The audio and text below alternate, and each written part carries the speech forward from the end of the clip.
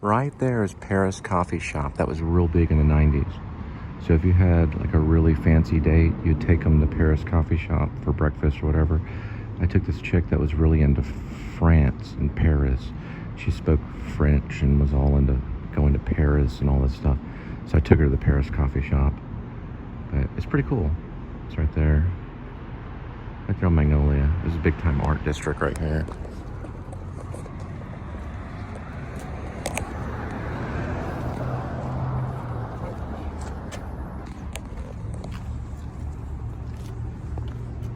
That's what I used to work for. There's Auto Trader, that was a version of that. They used to drop off at places like this.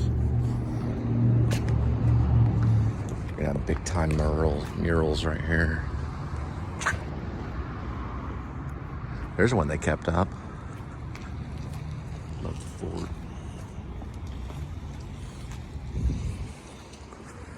There. Yeah, they left that one on. They didn't paint over or anything. Kind of have to stay in town if you want the murals to exist, or they'll just paint over them with another mural as if you didn't even exist. Not all of them though. Some of the older murals are still functioning. We're going to Rose Cane. I'll show you the sign right here.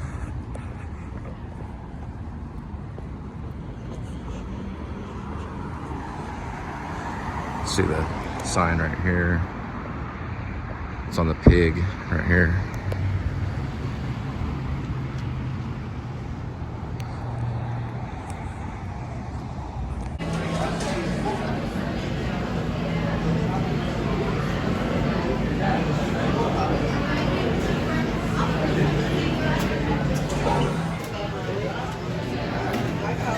Cane is, you've got this little walkway back here. Just walk right back here by VLK Architects. That's a real job right there, to be an architect. But not everybody has the mental power to really understand architecture. But it's like a heightened form of art. Pretty important aspect of society too.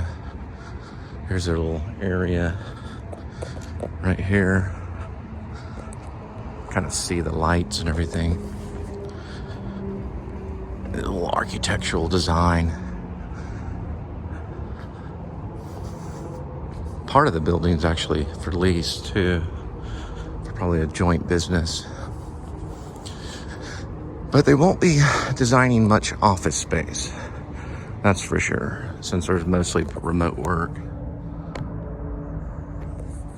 Because most jobs now are remote work, or many of them. I'd say a big portion of them.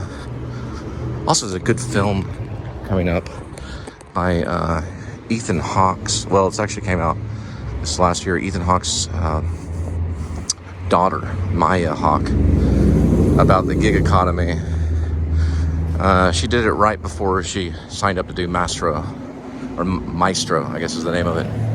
It's the other one. It's Criminal Something.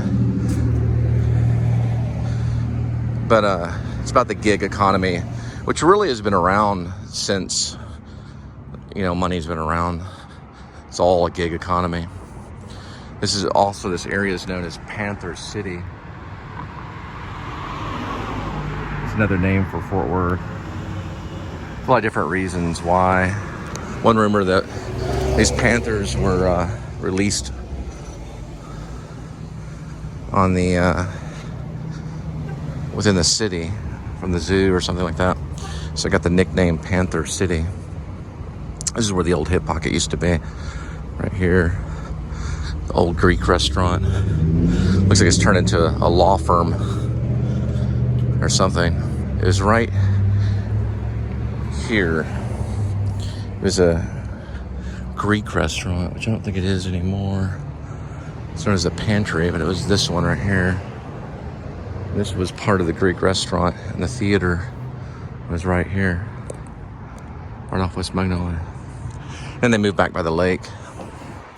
They've been around for quite a bit of time. They've even gotten Uta Hagen's attention when she was still alive.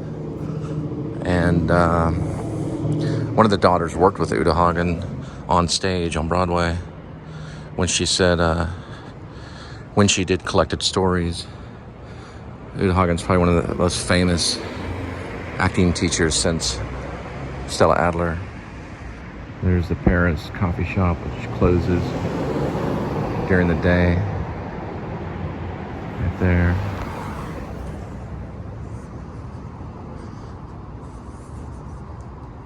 This one's Chinooka Station is what they call it now. It didn't really have a name. It just had like this little thing outside. It said Hip Pocket Theater. You went in, the wall was torn down inside of it.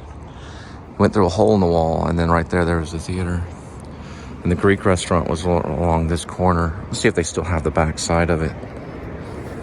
It's called Grandma's right now. But that was part of the Greek restaurant. And it looks about the same. I'm gonna see if that was the back side of it. So they built 2 theaters actually in the same restaurant. They had an outdoor patio theater, which they did plays like Swank City and Pirates. I don't know what they call the Pirates one. Pirates something. It was a pirate play. No, it was called Treasure Island. They did Treasure Island too. A friend of mine was in it. Whenever they did Swank City, they had the musicians up high, right on top of this. So this was the area they did Swank City. And we would begin some scenes up here and climb down a scaffolding here. And the whole set was designed to be like a back alley, like a noir film that you would see with like, like the Maltese Falcon or something like that. Humphrey Bogart style kind of thing. And I think in Treasure Island, they accessed some of this stuff. But we would come down the side in some scenes, and then some scenes we'd enter. And the other theater was right there where it says pantry. And it was probably a little bit broader.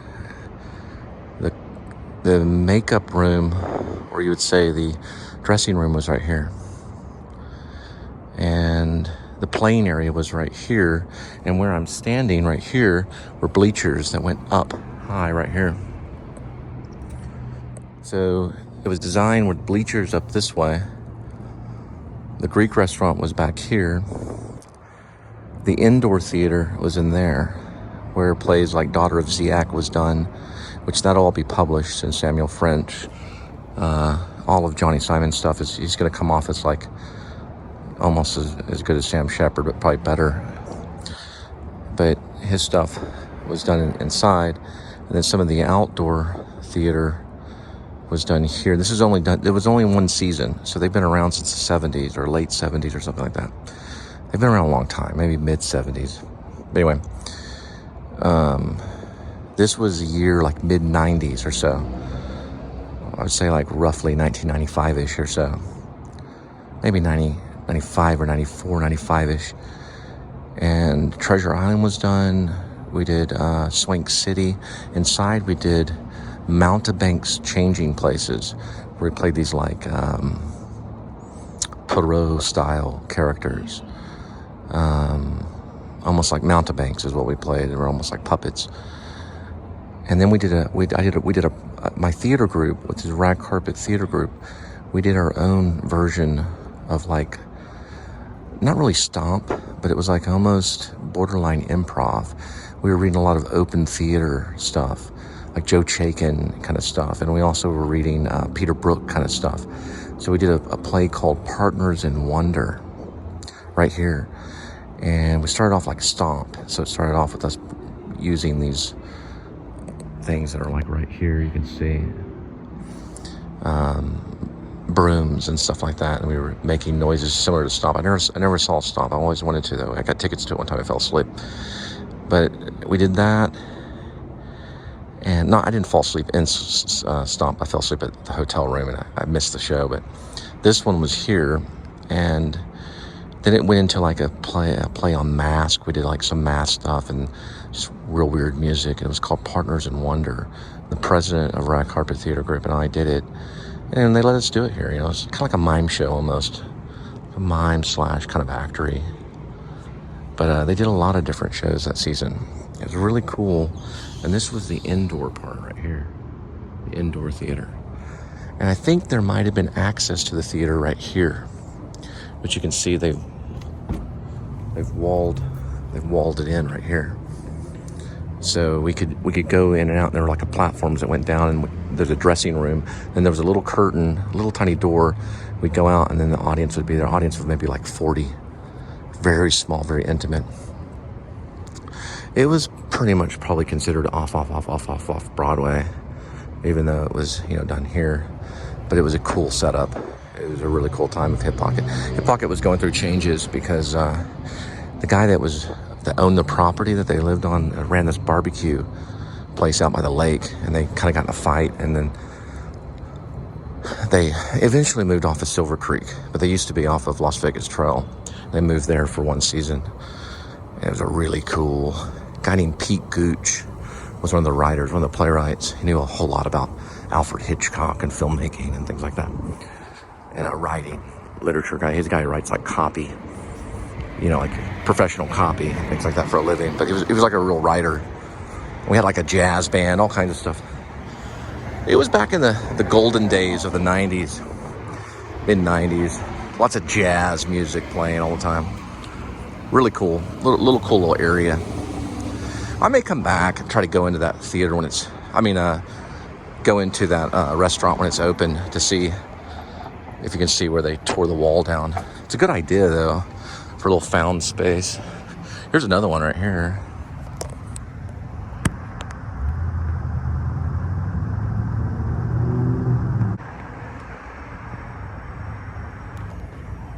This was the actual theater right here. This was the Greek restaurant back in the day. Now it's called Grandma's. Pretty crazy.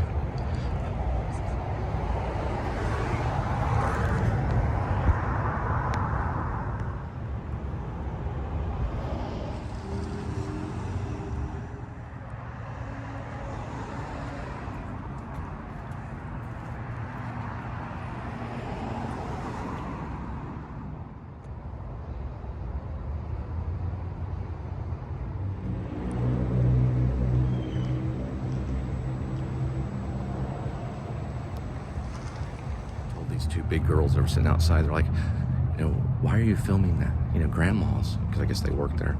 And I told them about the Greek restaurant, Hip Pocket. They're like, oh, cool. I told them about the show and everything. They're out there smoking cigarettes. Anyway, that's where it was, right there. Pretty cool.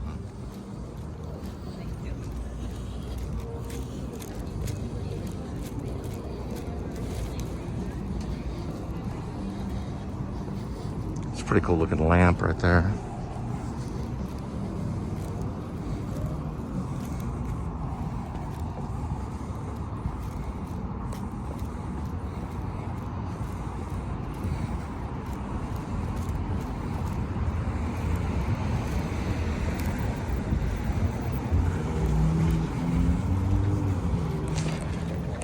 All right, I'm gonna drop this at your door.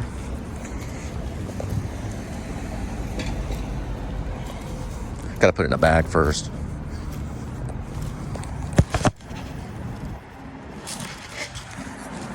There's where Grandma's is, right there. Greek restaurant used to be. All right. Go ahead and do this. And put it probably in this old bag right here. Let's see.